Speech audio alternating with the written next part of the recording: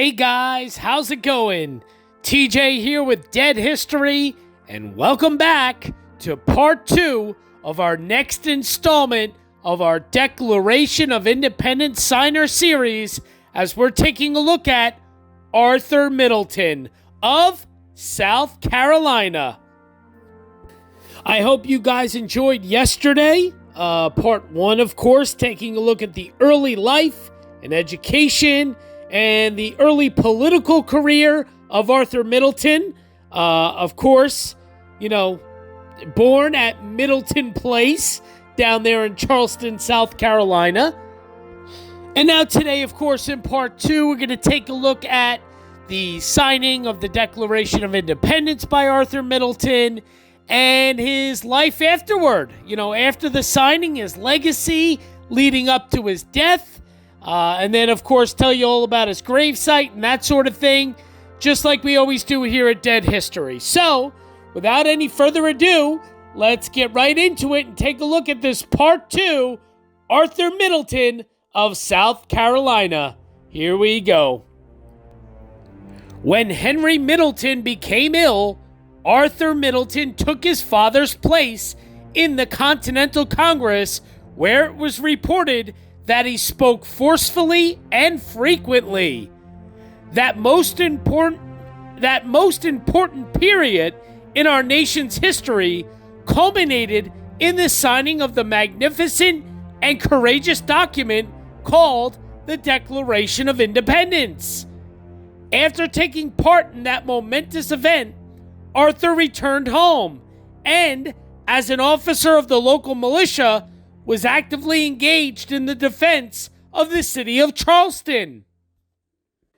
British forces landed near Charleston in 1780 and ravaged the surrounding area and many of the plantations, including Middleton Place.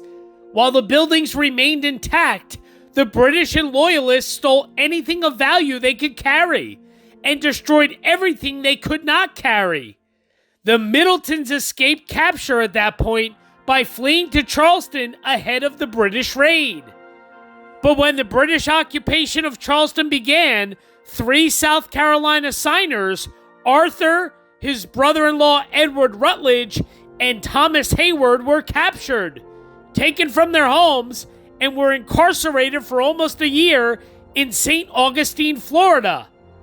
In July of 1781, Arthur was freed in a prisoner exchange and was appointed by Governor John Rutledge, the brother of Edward Rutledge, to the state senate.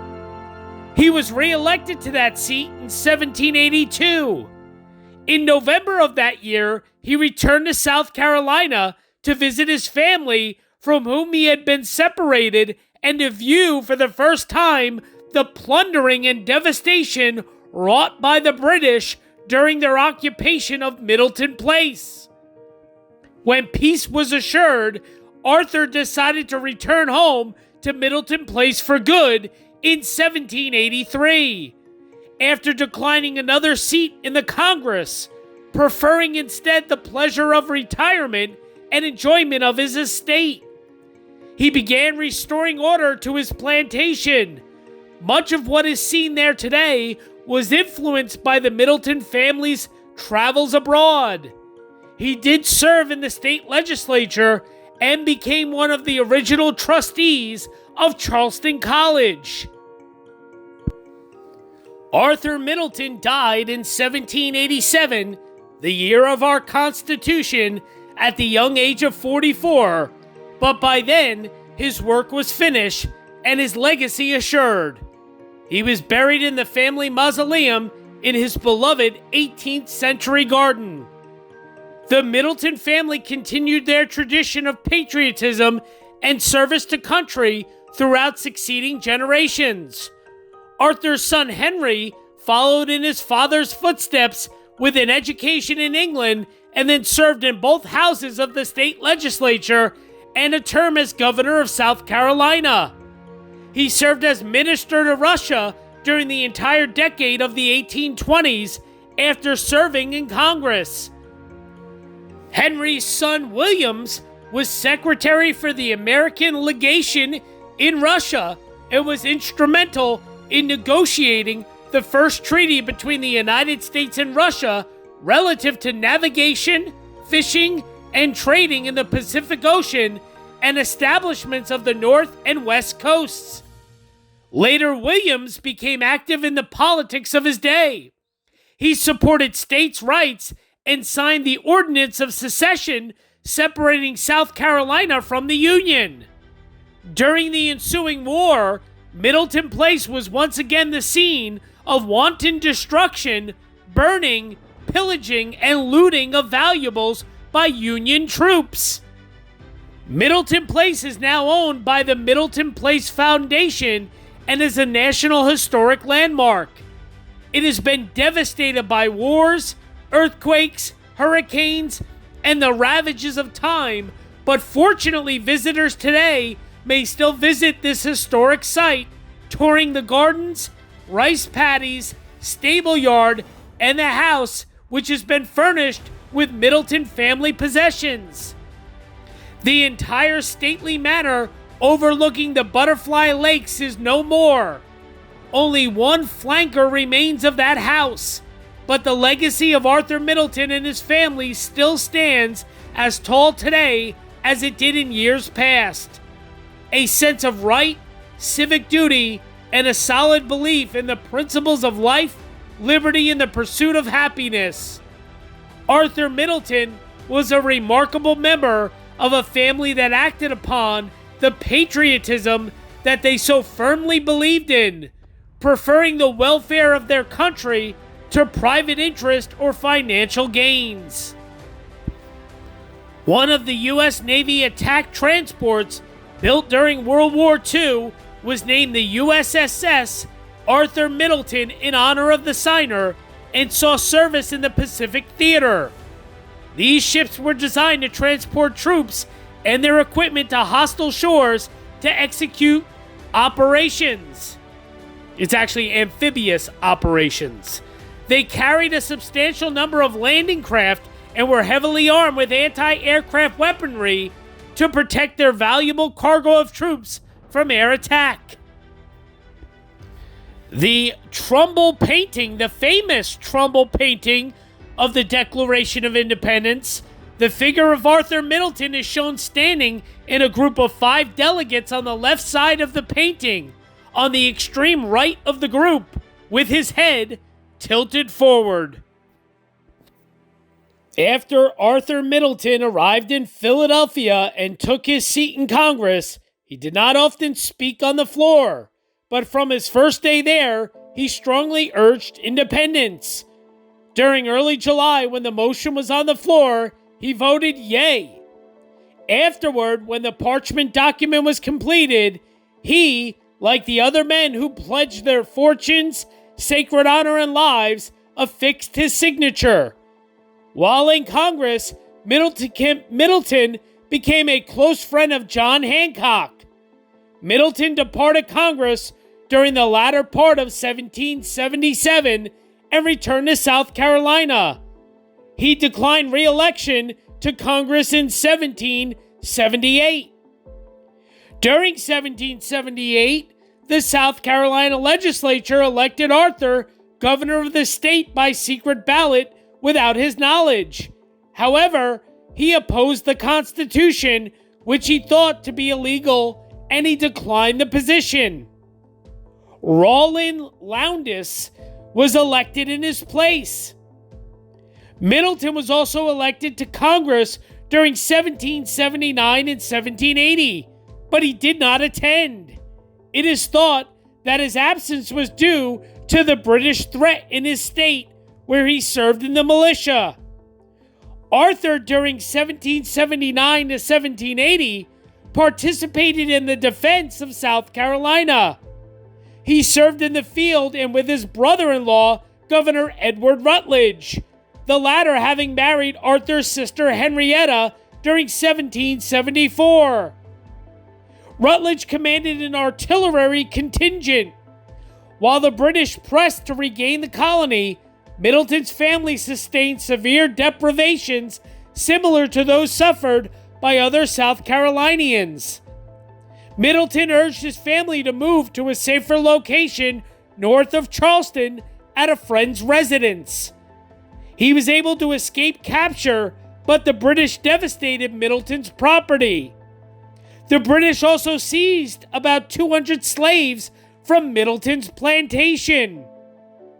Nevertheless, when Charleston fell during 1780, he was among those captured. The British also captured 2 other signers, Thomas Hayward Jr. and Edward Rutledge, at Charleston, but yet another Lyman Hall of North Carolina had departed Charleston prior to its fall. Middleton, Hayward, and Rutledge were transported to St. Augustine and kept under barbaric conditions until released in a prisoner exchange during 1781. Following his release, Middleton returned to Philadelphia, was again elected to Congress, and resumed his congressional duties, giving him the personal pleasure of being in Congress when the body was informed of General Cornwallis's surrender at Yorktown during October of 1781. After Charleston fell to the British, who in the process captured thousands of Americans in the worst setback of the war, Arthur's father Henry renewed his allegiance to the crown. Nevertheless, when the Americans finally prevailed, Henry's property was not confiscated. Arthur was yet again re-elected to Congress during 1782, and also that year to the South Carolina Assembly. He remained in Congress only until November due to his desire to return to South Carolina to attempt to salvage what was left of his property and possessions and to serve his home state. After returning to Charleston, Middleton did serve in the South Carolina legislature. In the fall of 1786, he was struck by fever and never fully recovered. On New Year's Day of 1787, Arthur Middleton succumbed at age 44. He was interred at Middleton Place. He was survived by his wife Mary, 2 sons and 6 daughters. John, the Middleton's 3rd son, died in infancy. The other children were Henry, who married Mary Helen Herron, daughter of Julius Herron. Henry was late governor of South Carolina. Maria Henrietta, who married Joseph Mangalaut. Alyssa Carolina, unmarried. Emma Philadelphia, that was her name, Emma Philadelphia, who married Henry Izard. Anne Louise, who married Daniel Blake. Isabella Johannes married Daniel Elliott Huger. And Septina Sexta married Henry Middleton Rutledge. And John Izard married Eliza Augusta. Mary Izard Middleton lived until 1814. In Philadelphia, Middleton had an opportunity of inscribing his name on the Great Charter of American Liberties. At the close of the year of 1777, Middleton relinquished his seat in Congress and returned to South Carolina, leaving behind him, in the estimation of those who had been associated with him in the important measures of Congress, during the time he had been with them, the character of a man of the purest patriotism, of sound judgment, and unwavering resolution. In the spring of 1778, the Assembly of South Carolina proceeded to the formation of a new constitution, differing in many important points from that of 1776. On presenting it to the governor, John Rutledge, for his appropriation, that gentleman refused to assent to it.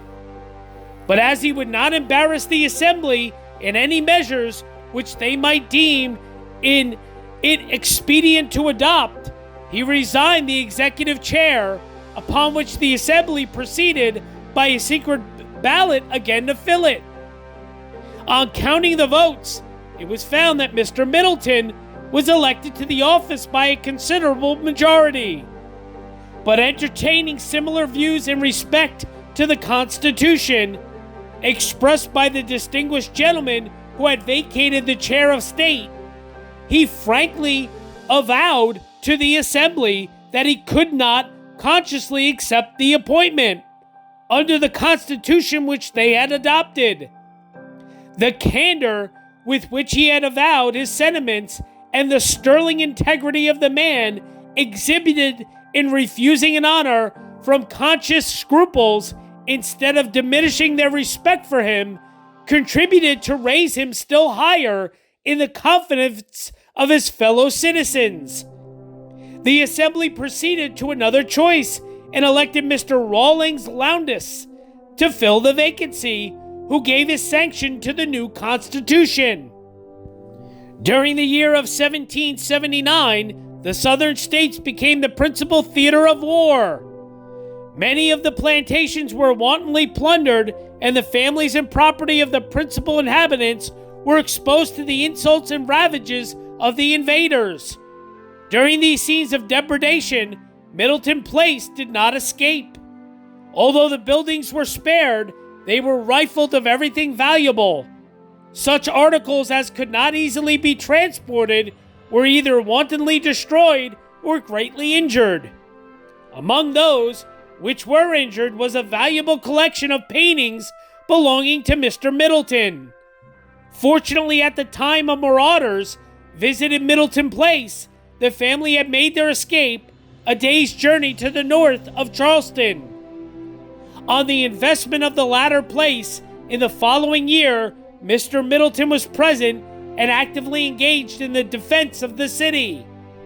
With several others on the surrender of this place, he was taken prisoner and was sent by sea to St. Augustine in East Florida, where he was kept in confinement for nearly a year. At length, in July of 1781, he was exchanged and proceeded in a cartel to Philadelphia. On his arrival at that latter place, Governor Rutledge, in the exercise of authority conferred upon him by the General Assembly of South Carolina, appointed him a representative in Congress. To this office he was again elected in 1782, but in the month of November of that year, he returned to South Carolina on a visit to his family, from whom he had been separated during a long and anxious period. On the signing of the preliminaries of peace, Mr. Middleton declined accepting a seat in Congress, preferring the pleasures of retirement with his family to any honor which could be conferred upon him. He occasionally, however, accepted of a seat in the state legislature, in which he was greatly instrumental in promoting the tranquility and happiness of his fellow citizens. The life of Mr. Middleton was terminated on the 1st of January, 1787. His death was occasioned by an intermittent fever, which he took in the preceding month of November by an injudicious exposure to the unsettled weather of the autumnal season. Injudicious exposure. In his person, Mr. Middleton was of ordinary size, symmetrically proportioned, with fine features and countenance expressive of firmness and decision. When Middleton Sr. decided not to return to the Continental Congress, Arthur took his place. He made an impression.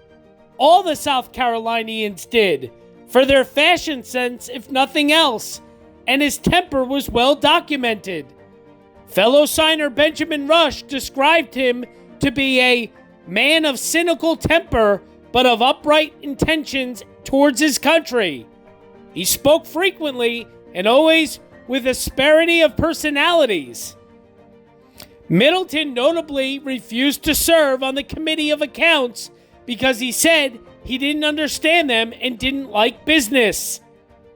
This attitude probably didn't do much to improve the image of the South Carolina delegates as spoiled rich plantation kids. John Adams, who had lots to say about the fancy foursome, offered this little nugget about Middleton. He had little information and less argument.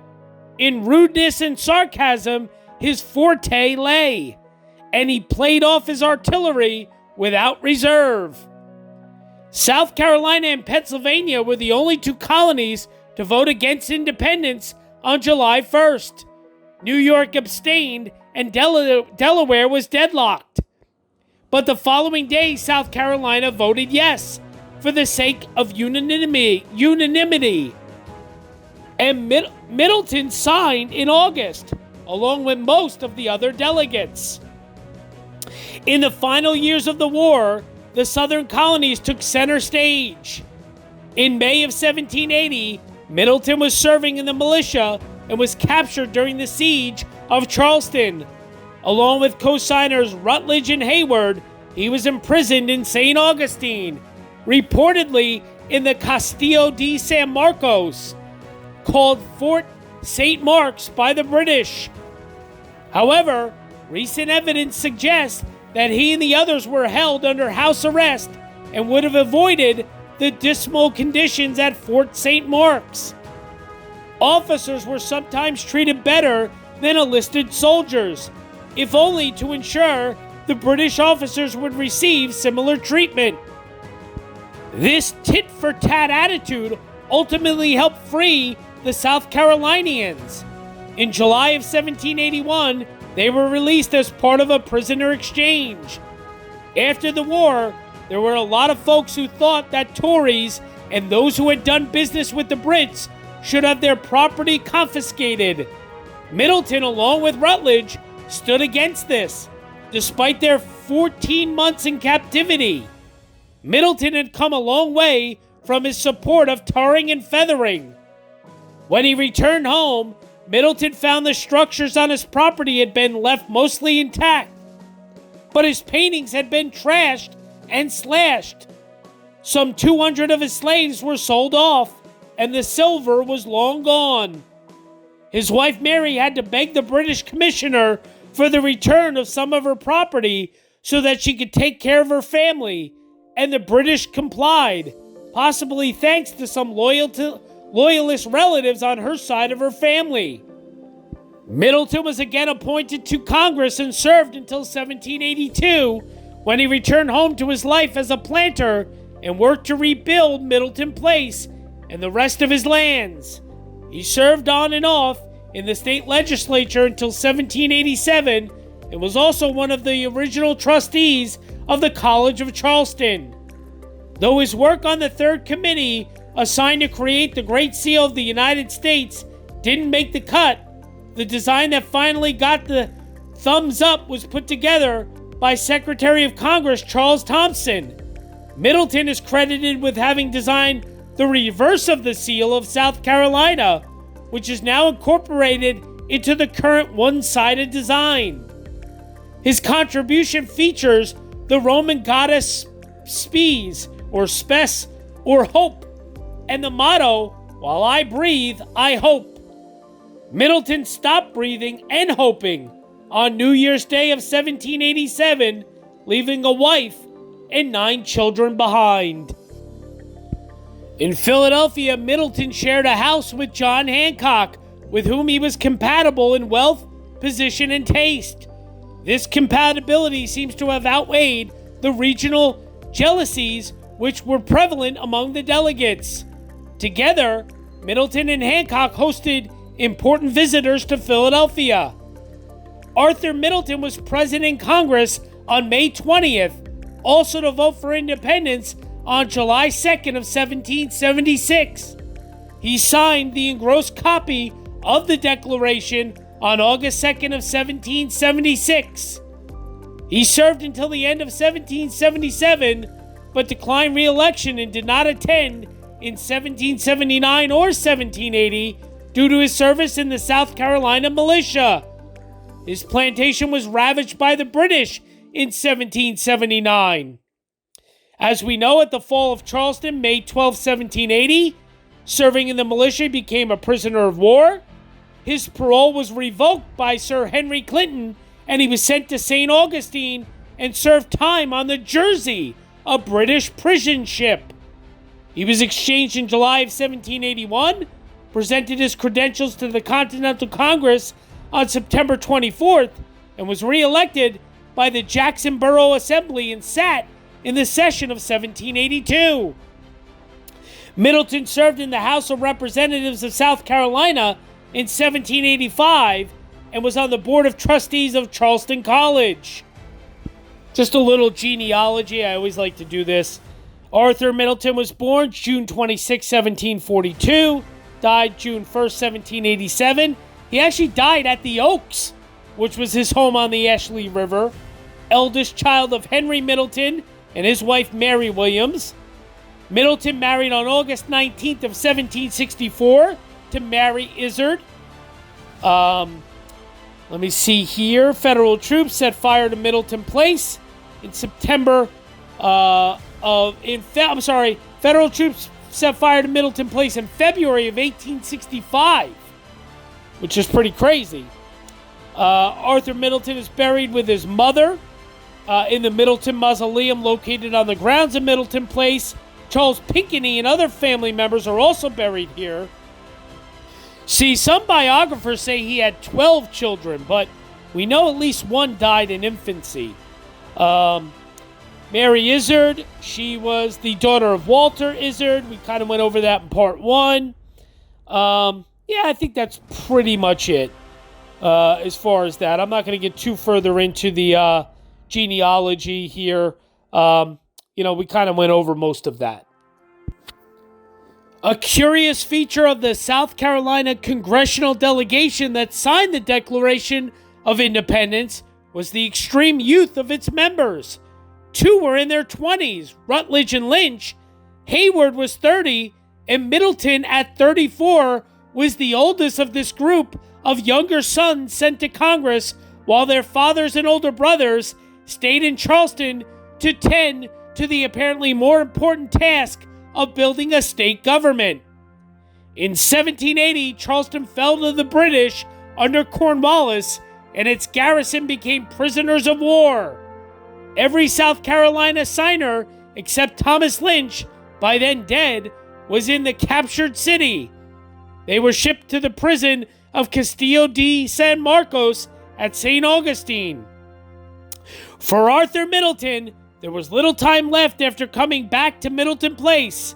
He served briefly in Congress, but for the most part devoted his last years to the life of a planter, including such passions of his as hunting and horse racing. The signer died on New Year's Day in 1787, probably of malaria. He was buried in one of the most secluded of Middleton Place's many restful corners, a quiet repose at the end of a brief but turbulent life. So something I just wanted to read to you guys regarding slavery and the Middletons. As we know, Arthur Middleton himself did own slaves, as many as like 400 slaves. But this is something about his family. Early in the 18th century, thousands of Africans were being imported each year to the colony of South Carolina, where they were forced to work in clearing land and cultivating the rapidly expanding rice plantations. Plantations such as Arthur Middleton's. Now keep in mind, this is Arthur Middleton, his, I believe, grandfather, not Arthur Middleton the signer. So keep that in mind. In 1678, Arthur's father Edward and his uncle, also named Arthur, had moved from the Caribbean island of Barbados to Carolina. With them, they brought experience in plantation economics, including knowledge of how to exploit slavery to make great profits. They settled on a 1,700-acre tract of land 14 miles north of Charlestown. Within the next several years, Edward had purchased Arthur's share of the land grant, plus another 3,130 acres. Edward and his wife Sarah settled on the plantation, calling their home the Oaks. Edward died in 1685, leaving to Sarah and their young son Arthur a plantation that was not yet profitable. In the following decade, Africans would show English colonists how to cultivate rice in freshwater swamps, and by 1699, Arthur's plantation had begun to make money. By 1720, his estate consisted of over 5,000 acres, and he owned over 100 slaves. By this time, Arthur was a well-established member of the Carolina gentry. Arthur's father and uncle had played a role in Carolina politics. Arthur followed in their footsteps and was active in the consolidation of the profitable slaveholding regime in South Carolina. In 1710, he traveled to London to discuss Carolina's political problems. On his return, he was appointed deputy on the Propriety Council of Carolina, a high honor for a Carolina native. In 1728, as acting governor, Arthur would make the following statement: "The Spanish are receiving and harboring all our runaway Negroes. They have found out a new way of sending our own slaves against us, to rob and plunder us. They are continually fitting out parties of Indians from St. Augustine to murder our white people, to rob our plantations and carry off our slaves, so that we are not only at a vast expense of guarding our southern frontiers, but the inhabitants are continually alarmed and have no leisure to look after their crops." This subject was undoubtedly significant in Arthur's eyes, and it would continue to be. Early in the 1730s, England allowed colonists to sell rice directly to Portugal and Spain. Rice production and profits soared. The boom, which lasted 8 years, propelled plantation owners to acquire more land and more slaves.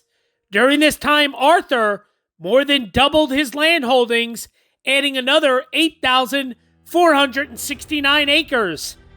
Arthur died in 1737 at the age of 56. He owned 107 slaves. He probably owned many more slaves during his peak rice-producing years. Only 3 of Arthur's 8 children survived. His grandson, also named Arthur, and also a major slaveholder, would be a signer of the Declaration of Independence, play an active role in the American Revolution, and become a delegate to the Continental Congress. So reading a little more here, this is from the National Park Service website. Just kind of goes over the same things that we really touched on already, of course. I'm not going to read all of it, but it says, after his return to South Carolina in 1783, Middleton devoted his energies to repairing his war-ravaged estate.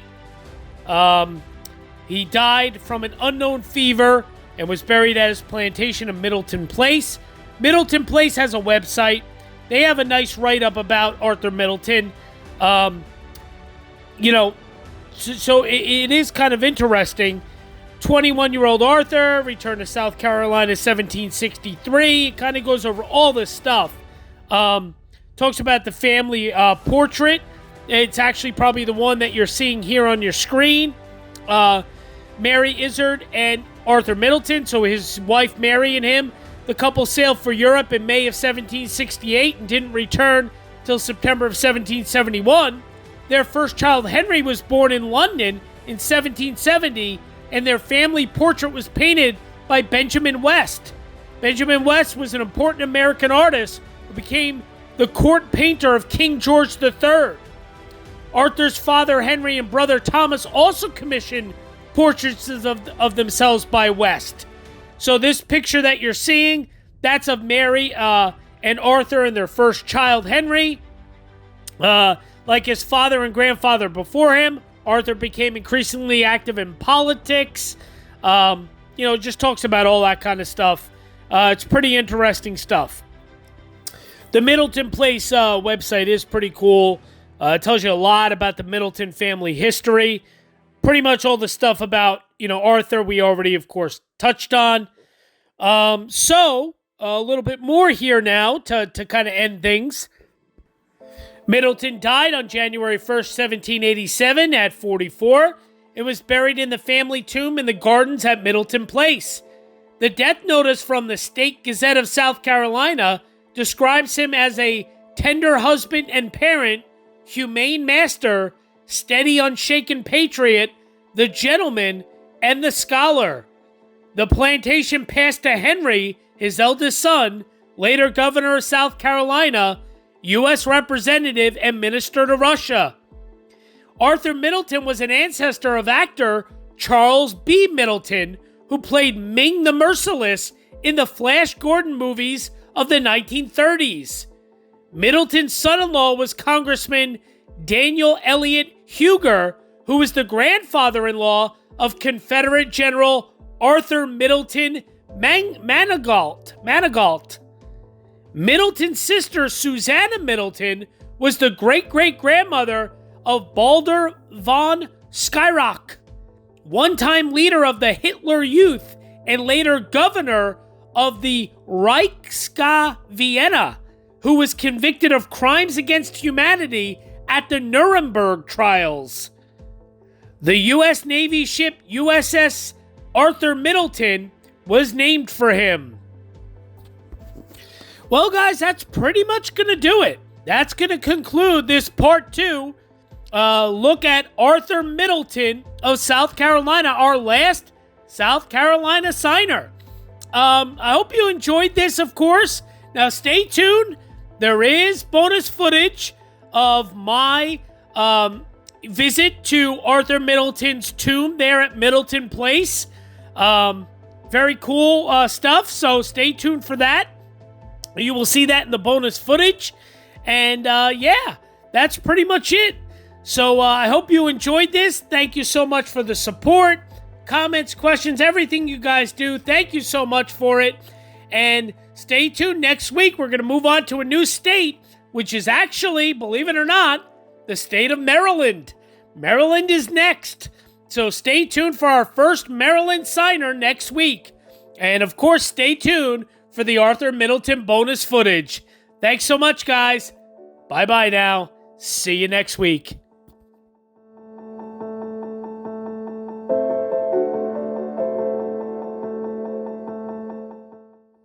So I am currently on the Middleton house residence where Arthur Middleton and Henry Middleton lived.